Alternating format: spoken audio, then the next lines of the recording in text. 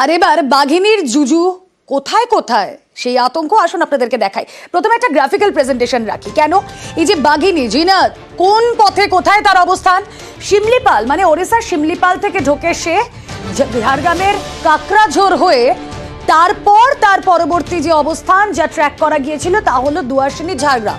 এবারে দুয়ারশিনী ঝাড়গ্রাম থেকে কোন পথে বাঘিনী, এখনো পর্যন্ত লাস্ট ট্র্যাকার যা বলছে তা হলো পুরুলিয়ার বান্দোয়ান, এবং বন দপ্তরের তৎপরতা রয়েছে কোন পথে বাঘিনী সেই ছবি আপনাদেরকে আমরা দেখাচ্ছি। তার একটা গ্রাফিক্যাল প্রেজেন্টেশন। বাঘিনীর জুজু এই মুহূর্তে ওড়িশার শিমলিপাল থেকে বাংলায় ডোরাকাটা, তার অবস্থান কোথায় জানার চেষ্টা করি। আমাদের প্রতিনিধি অর্পণ রয়েছেন সঙ্গে। অর্পণ, পুরুলিয়ার বান্দোয়ান আমরা যতদূর যা জানতে পারছি তোমরা সমানে ট্র্যাক করে যাচ্ছ, লেটেস্ট কি আপডেট আসছে, কোথায় রয়েছে এই বাঘিনী?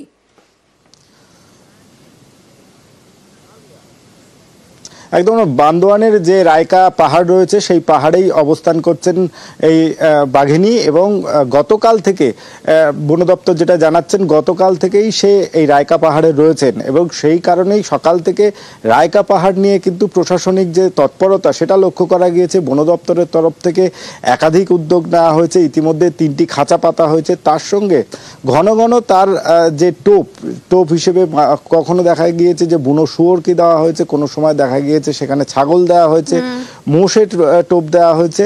এইভাবে বন দপ্তর তার যে তাকে আয়ত্তে আনার জন্য বা খাঁচাবন্দি করার জন্য যা যা প্রক্রিয়া সেটা করা হচ্ছে। পুলিশের পক্ষ থেকে এই রায়কা পাহাড় সংলগ্ন প্রায় 6টি গ্রাম রয়েছে, সেই গ্রামের প্রত্যেকটি এন্ট্রি পয়েন্টে সেখানে পুলিশ মোতায়েন করা হয়েছে। বন দপ্তরের তরফ থেকে মাইকিং করা হয়েছে, এবং বিকেলবেলা যেটা দেখা গেল সিসিএফ তিনি নিজে এসেছিলেন, পুরুলিয়ার এসপি ঘটনাস্থলে এসেছিলেন, এবং এই যে রায়কা পাহাড়ের নিরাপত্তা তিনি খতিয়ে দেখেন। পাশাপাশি বন দপ্তরের তরফ থেকে জানানো হয়েছে যে এই রায়কা পাহাড় বাঘ অবস্থান করার মতো অনুকূল পরিবেশ রয়েছে।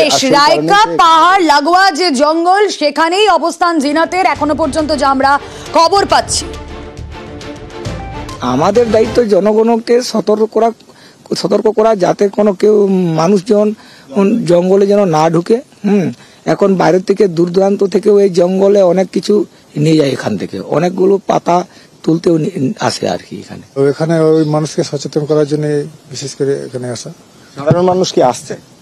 সাধারণ মানুষ হ্যাঁ, নিত্য প্রয়োজনীয় জিনিসের জন্য তো ওনারা আসেই, তো তাদেরকে একটু সতর্ক করা, যেখানে কাঠপাত বা অন্যান্য বনজ ফল বিভিন্ন রকম সংগ্রহ করে অর্থ উপার্জনের জন্য। অফিসারের কাছ থেকে যেটুকু জেনেছিলাম যে রায়কা পাহাড়ের মধ্যেই আছে আর কি। আর বাঘের আতঙ্কে স্কুল বন্ধ, পুরুলিয়ার বান্দোয়ানে বাঘের আতঙ্কে বন্ধ স্কুল। পুরুলিয়ার বান্দোয়ানে বাঘিনী ধরতে হিমশিম বন দপ্তর, আতঙ্কে গৃহবন্দী স্থানীয় বাসিন্দারা, ভয়ে স্কুলে যায়নি ছাত্রছাত্রীরাও। কতগুলো বাচ্চা পড়তে আসে? 20-30টা। তো প্রতিদিন কি স্কুল খোলা থাকে?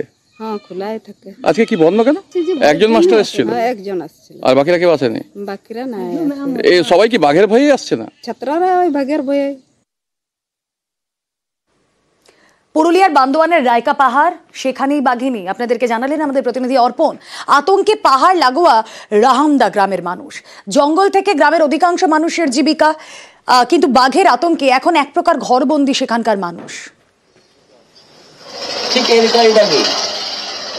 গ্রামের তো এখনো পর্যন্ত সবই ঠিকই আছে, ঠিক আছে বলতে এখনো পর্যন্ত তো সেরকম ইয়ে হয়নি। মানে খোলা মেজাজে এত বনে ঘোরাফেরা করা যাবে না, সব সতর্ক থাকতে হবে। গ্রামের লোক বলছে বাঘ এসেছে, গাড়ি করে আসছে লোক, ওই বলছে বাইরাবি না, বন দিকে পাহাড় দিকে ছাগল গরু গিলা লেগিস না। আমরা ঘরে বেরোই না। না কেন? ভয় লাগছে না? ভয় করছে? হ্যাঁ, এখন আর কি অবস্থা, বন ইয়া আলে তো বাঘ আলে তো ভয় লাগবে কি? ভয় করছে? পাশের জঙ্গলে বাঘ, তো ভয় তো লাগবে কি?